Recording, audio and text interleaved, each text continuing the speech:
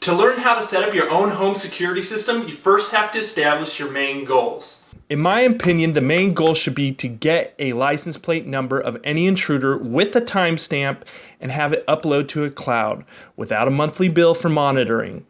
In my opinion, facial recognition is only second to getting a license plate number. When my home was robbed, the female thief wore a hat to avoid facial recognition. So getting a license plate number is my main goal. Since there are hundreds of factors in selecting a home security system, I will only go over why I selected what I selected. Let's start with placement. The best camera placement I found to get a license plate number of a car in my driveway or in the street was right around where my driveway porch light was. This only works with a strong camera. Therefore, I had to find the perfect camera and a porch light that fit to each other and look discreet and not too ghetto. I will link to the porch light and the camera I bought in the description below. Camera selection. The biggest factors in selecting an outdoor camera is that it is strong enough to pick up the license plate number once again. I can't stress that enough. I chose a camera that is very focal. In other words, it doesn't have a fixed size or zoom. This is because you'll have to adjust the lens so it is close enough to pick up the details of a license plate number, yet zoomed out enough to pick up the entire landscape or enough landscape. Note, zooming in only on a computer is blurry and doesn't gain more detail. Alone, it will not pick up the license plate number like it does in the movies. You need a manual zoom on the camera. The second biggest factor is the megapixels of the camera. This is also important, but not as important as the lens size. The higher the number of megapixels, the less you have to be zoomed in so you can read the license plate number and still get a lot of the landscape. Other important features I like are IP cameras, which means they plug directly into your computer's network. This isn't too complicated to manage these days, and it enables me to store all the video on a cloud instead of a DVR or a hard drive or an NVR that can easily be stolen by any intruder. If you can't run Ethernet wires, another important feature will be a wireless camera. But be aware that wireless cameras are very glitchy and bog down your Wi-Fi and are way more expensive. So if you can, running Ethernet cables is better than having a wireless camera. Lastly, make sure it's an outdoor camera if you don't want it to die the first time it rains. That is why I chose the camera I have linked to in the icon in this video and in the description below, and it is the most affordable one of its kind as well. You will also need to purchase this cheap power adapter for this camera to work. Camera installation. To connect the camera to the light, I drilled holes in the porch light frame and connected the light and the camera with zip ties. Then I ran the wires through the back of the light because I cut an insert in the top of the light for the camera wires. Then I drilled a hole in the wall and ran the wires to my Ethernet so I can control the camera through my computer network. Software selection. I will link to my ideal software selection in the description below. This software is great for 6 reasons. First, it works with most IP cameras, and you can always add new cameras that suit your needs. 2, it records with motion detection and does it really well.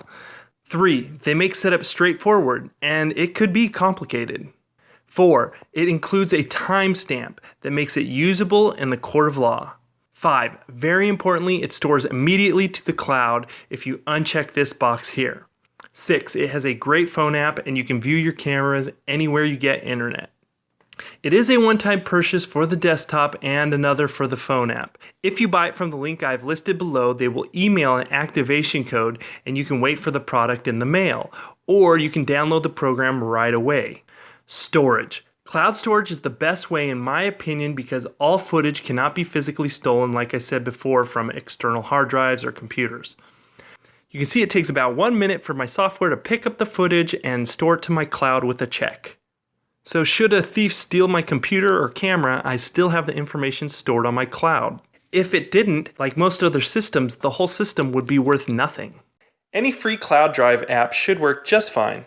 I like Amazon Cloud because it has unlimited storage with a cheap yearly fee. It is worth it since I back up all my devices to the cloud, including camera footage.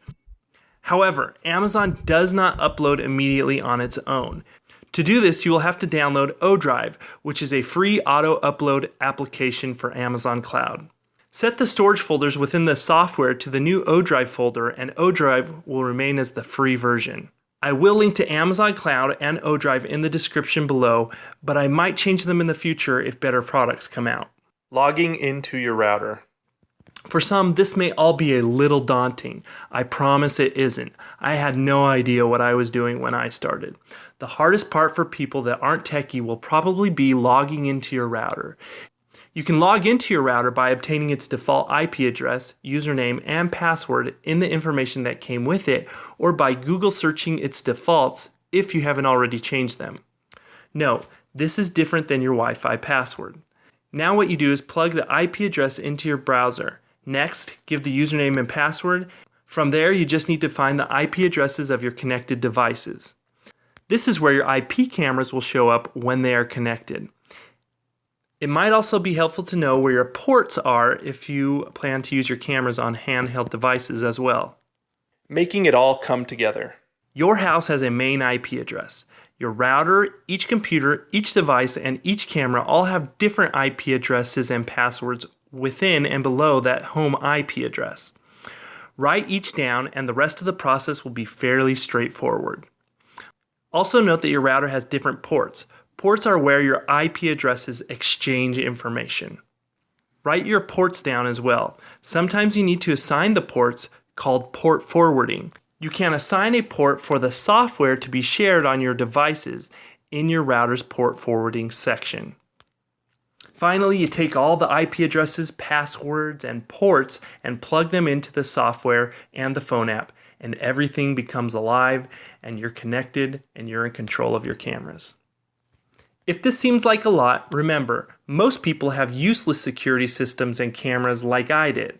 In my opinion, you are going to have one that actually works, and you won't pay their high monthly fees. Learn from my mistakes. You might have a few challenges, but all the information is out there to help you get through it. I have a link to the list of products that you'll need for this project in the icons in this video and in the description. I'm also here if you need help, so leave those comments in the section below.